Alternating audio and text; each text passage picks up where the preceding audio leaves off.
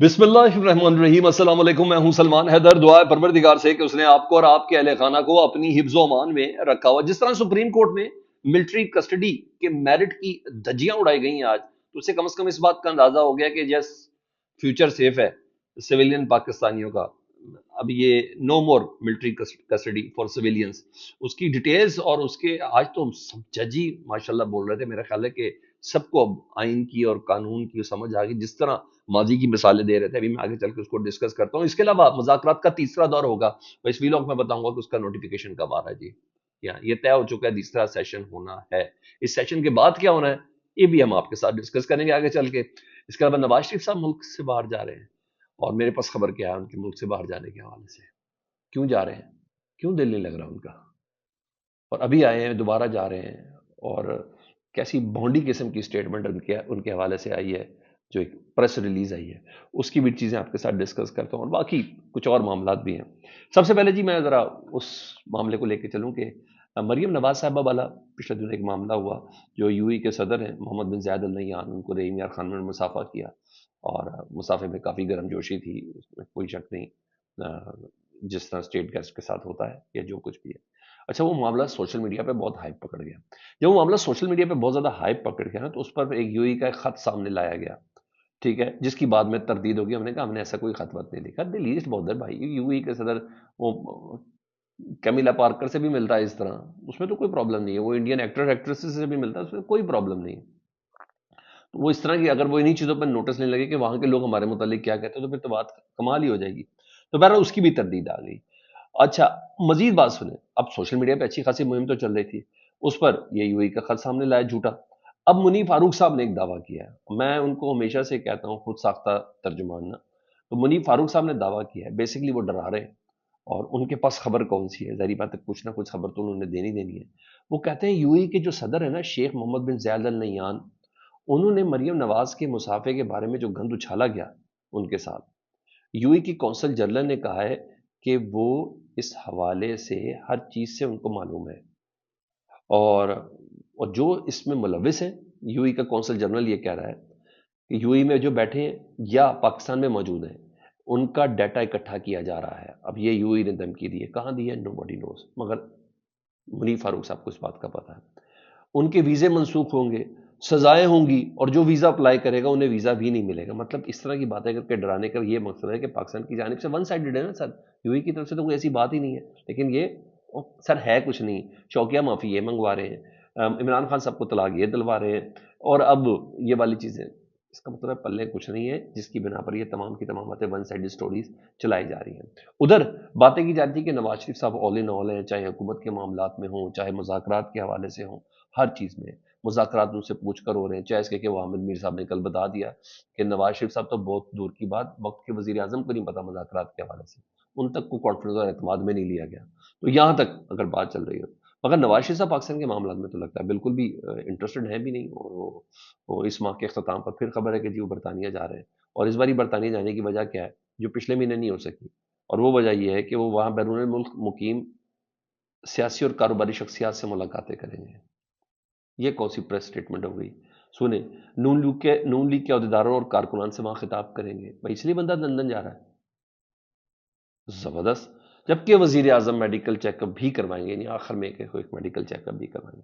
Sir basically وہ وہاں جا رہے ہیں، جو میرے پاس خبر ہے نا اس کے مطابق ان کا دل نہیں لگ رہا پاکستان میں، بالکل ان کا دل نہیں لگ رہا پاکستان میں، ان کو بار بار جاتے ہیں، ان کو بار بار بلا لیا جاتا ہے وہاں پہ، اور اس بار تھوڑی دیر کے لیے جائیں گے، اور ان کا کچھ ظاہر بات ہے سارے صرف ہے، آپ کو میں نے بتا دی، جو بندے لوگ مذاکرات نہ کروا سکے، مذاکراتی کمیٹی کو اڈیالہ جیل نہ بھیج سکے، اس حکومت کی اس سیٹ اپ کی کیا اوقات ہے، کیا وقت ہے؟ نوڈنگ کہیں ہو رہا ہے، جو ایک پرفضا مقام میں عمران خان صاحب کی ملاقات نہ کرا سکے، وہ کیا کر سکتے ہیں؟ ایسے نہیں میں اس کے ساتھ اگر اٹیچ کروں، کیونکہ میری بات وزنی ہے، تو جب وزنی ہے تو میں اس میں تھوڑا سا وزن اور مزید ڈال دیتا ہوں۔ اور فیصل چودھری صاحب نے کیا کہا؟ فیصل چودھری صاحب کہتے ہیں شہباز شریف کو عمران خان صاحب کا ان کو اردلی کہنا بہت چبھا ہے، کہ عمران خان صاحب نے شہباز شریف صاحب کو موجودہ آرمی چیف کا اردلی کہا تھا، انہوں نے کہا ان کو بہت چبھا ہے۔ حقیقت یہ ہے کہ شہباز شریف کو ان کی اپنی پارٹی کے اندر سے مخاصمت کا سامنا ہے، ان کی اپنی پارٹی کے لوگ کسی طاقتور شخصیت کی ایما پر ان کو اردری کی طرح ٹریٹ کرتے ہیں، یعنی پارٹی کے اپنے لوگ نام بھی دیا کہ وہ شہباز شریف صاحب کو ان کی پارٹی کے لوگ اردری کی طرح ٹریٹ کرتے ہیں۔ ان کی پارٹی کے اندر ایک ٹولہ جس کا سرغنہ خواجہ آصف صاحب ہے، وہ دن رات شہباز شریف کی مذاکراتی کمیٹی کا مذاق اڑاتے ہیں۔ باقی مذاق ہی ہے نا، وعدہ کرتے ہیں جی کل ملاقات ہوگی، نہیں کروا پاتے، شام کو ملاقات ہوگی، نہیں کرواتے۔ آج اس بات کو 7 دن ہو چکے ہیں۔ ہونے کا مذاکراتی کمیٹی کا مذاق اڑاتے ہیں، ان کو برا بھلا کہتے ہیں، ان کی اتھارٹی کو انڈرمائن کرتے ہیں پارٹی کے اپنے لوگ۔ پہلے وہ اپنی پارٹی کو تو سنبھالے، پھر اپوزیشن کی بات کریں۔ سر تو میں ایسے نہیں آپ سے بات کر رہا کہ نواز شریف صاحب کا دل نہیں لگ رہا، وہ دل شہباز شریف صاحب بیچارے کس دل کے ساتھ چل رہے ہیں، لیکن بہرحال یہ پوزیشن ہے۔ آگے بڑھتا ہوں جی، اس ٹاپک کی طرف بھی آنا ہے، اور وہ ہے ذرا تھوڑا سا پی ٹی آئی کو بھی ذرا تھوڑا سا دیکھ لینا۔ آج پھر ایک آڈیو ریلیز ہوئی، اور اگلے بھی شہزادے ریکارڈ کر کے ریلیز کر رہے تھے، مہر شرافت سے بات ہو رہی ہے۔ یہ بیسیکلی مہر شرافت عمران ریاض خان کے بھی دوست ہیں، اور پھر وہ بات شکر ہے گالی گلوچ تو نہیں گئی، لیکن ایک دوسرے پر الزامات لگائے جا کہ پچھلی آڈیو جو تھی نا وہ آپ نے منصور علی خان کو دی تھی، اینکر جو منصور علی خان ہے۔ بہرحال یہاں مسائل کون سے ہیں، یہاں سی ایم کی آڈیوز لیک کر کے، یعنی یہ تمام چیزیں کہ یو ای کا اخاتا ہے، یہ کر کے یہ سب چل رہا ہے۔ لیکن بہرحال پاکستان تحریک انصاف کے لوگوں کو بھی ہوش کے ناخن لینے چاہیے، یہ بات اتنی عمدہ نہیں جا رہی جو کچھ بھی ہے۔ اچھا، ادھر مذاکراتی عمل کے حوالے سے اہم ڈیولپمنٹ یہ ہے کہ شیر افضل مروت صاحب اے ٹی سی کی عدالت میں تھے، تو انہوں نے عمران خان صاحب کی پوزیشن کو مزید انہوں نے جو گفتگو اس کو واضح کیا۔ انہوں نے کہا مذاکرات کے حوالے سے عمران خان صاحب نے کہہ دیا ہے کہ اگر مجھ سے ملاقات نہیں کراتے تو کوئی مسئلہ نہیں ہے، کوئی مسئلہ نہیں ہے۔ ہم نے جب پوری قوم کو بتا دیا کہ ہمارے 3 مطالبات ہیں، انڈر ٹرائل لوگوں کی رہائی، 26 نومبر پر جوڈیشل کمیشن، 9 مئی پر جوڈیشل کمیشن، تو تحریری طور پر لکھنے میں بھی کوئی حرج نہیں ہے، مطلب پوری قوم کو پتہ چل گیا۔ تو عمران خان صاحب نے گو ایڈ دے دیا۔ عمران خان صاحب وہی کہتے ہیں نا حجت تمام، جی ہاں وہ تمام حجت تمام کر رہے ہیں، اور وقت آ چکا ہے کہ حکومت کو یہ بھاگنے کا کوئی موقع نہ دیا جاتا، کہ ان کو بھی پتہ چل جائے حکومت والوں آپ لوگ کیا باتیں کرنا جو کچھ مرضی سے ہی، لیکن اصل حقیقت آپ کی کیا۔ ہاں عمر ایوب صاحب کہتے ہیں کہ پہلے کہتے ہیں ہمیں مذاکرات کروائیں گے جی، عمران خان صاحب کی ملاقات کرائیں گے، اب یہ کہہ رہے ہیں کہ جیل رولز میں ہی نہیں ہے کہ کھلے ماحول میں عمران خان صاحب کی ملاقات کریں، بغیر کسی انٹرپشن کے، بغیر کسی ریکارڈنگ کے، بغیر کسی بگ کے آپ کی ملاقات کروائے سکتے۔ ہمارا سوال یہ ہے کہ کیا یہ لوگ با اختیار ہیں یا نہیں ہیں؟ اگر کھل کر بتائیں، اگر با اختیار نہیں ہے تو تب بھی ہمیں بتا دیں۔ تو اہم چیز تو مجھے تو لگتا ہے یہی ہے۔ ہاں ادھر 26ویں آئینی ترمیم کو کل سپریم کورٹ کے سیکرٹری نے چیلنج کیا، آج لاہور ہائی کورٹ بار نے بھی چیلنج کر دیا، اور انہوں نے کہا کہ فل کوڈ بنایا جائے۔ سپریم کورٹ کے جوڈیشل کمیشن میں انہوں نے درخواست بھیج دیا جی، اور یہ کہا ہے لاہور ہائی کورٹ بار کے کہ فل کوڈ تشکیل دیا جائے، اس کی درخواست دی ہے جوڈیشل کمیشن کو کہ پوری کی پوری سپریم کورٹ سنے، یہ آئینی بینچ نہ سنے۔ اور رہی بات آئینی بینچ سے، تو آج جو مزہ آیا ہے، اس سے پہلے میں آپ کو بتا دوں کہ جی تیسرا سیشن مذاکرات کا ہونے لگا ہے سیشن کا، اور آج شام تک اس کا نوٹیفیکیشن جاری ہو جائے گا پاکستان تحریک انصاف اور حکومت کے بیچ میں۔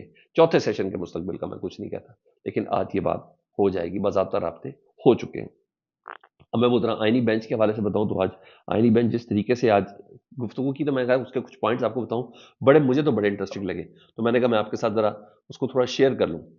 اس کے مطابق جی مخصوص ملزمان کی ٹرائل پر جو ہے نا سویلینز کا جو ٹرائل ہوتا ہے، اس پر کچھ گفتگو، کچھ پوائنٹس بڑے زبردست ہیں، میں اسی کو کاپی پیسٹ کروں۔ جسٹس مسرت ہلالی صاحبہ کیا کہتی ہیں آج کی سماعت میں کہ فوجیوں کا پاس سویلین کا ٹرائل ہونا چاہیے فوجی عدالتوں میں کہ نہیں ہونا چاہیے۔ انہوں نے کہا سب سے پہلے یہ بتائیں یہ دائرہ اختیار کون طے کرتا ہے کہ کس کا ٹرائل ملٹری کورٹس میں ہوگا اور کس کا نہیں؟ یہ انہوں نے بڑا سوال کیا۔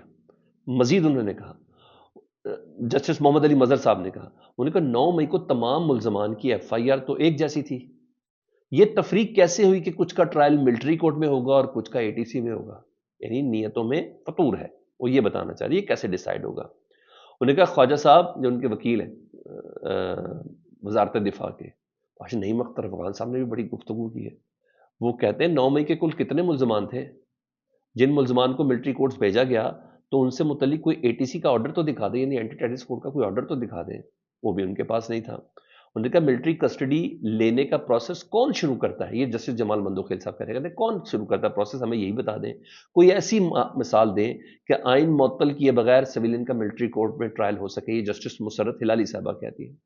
مزید کچھ سوال جو ریز ہوئے ہیں، انہوں نے کہا جی ایچ کیو پہ حملہ ہوا اس سے پہلے، ٹھیک ہے، وہ ٹیررسٹ نے حملہ کیا تھا، ادنے تک چلے گئے تھے، کراچی بیس سمیت مختلف تنصیبات میں ماضی میں دہشت گرد حملے ہوئے. جسٹس حسن اظہر رضوی سب سوال ریز کر رہے ہیں. انہوں نے کہا جی ایچ کیو میں پہلے حملہ ہوا, کراچی بیس پہ حملہ ہوا, مختلف تنصیبات میں ماضی میں دہشت گرد حملے ہوئے, ہمیں بتائیں ان حملوں کا ٹرائل کہاں ہوا؟ وہ سب کا سب وہاں سول کورٹس کے اندر ہوئے, یعنی اے ٹی سی عدالتوں کے اندر ان کو سزائیں ملی تھی. انہوں نے کہا ٹرائل کہاں ہوا؟ ایک آرمی چیف کا طیارہ ہائی جیک کرنے کی سازش کا کیس بھی بنا تھا. جسٹس حسن اظہر رضوی صاحب نے کہا وہ جو نواز شریف صاحب کے 99 کے اوپر جو پرویز مشرف صاحب کا جہاز جا رہا تھا جن کو سری لنکا اتارنا تھا, انہوں نے کہا ان پہ آرمی چیف کی ہائی جیک کا ایف آئی آر بھی بنی تھی. وہ کیس کہاں چلا تھا؟ ذرا یہ بتا دیں. خواجہ صاحب کیسے عام عدالت میں چلا؟ ایک فریق کے وکیل تھے آپ یہ بتائیں. جیسے حسن رضوی صاحب نے کہا آج آپ یہ کہہ رہے ہیں آپ اس وقت نواز شریف صاحب کے وکیل تھے. اچھا جی, ان سب کا ٹرائل عام عدالتوں میں چلا تو 9 مئی والوں نے ایسا کیا کر دیا کہ ملٹری کورٹس میں جائیں؟ بہت بہت ڈیپ سوال تھے. یہ جسٹس نعیم افغان صاحب کر رہے ہیں, اللہ خیر کرے. انہوں نے کہا ایسا کریں ان تمام مقدمہ کی ایک ایف آئی آر بھی بھیج دیں. جی ہاں, کوئی ایف آئی آر اٹیچ بھی نہیں ہے. انہوں نے کہا ملٹری خواجہ صاحب ان تمام 9 مئی کے مقدمات کی ایف آئی آر ہمیں دے دیں.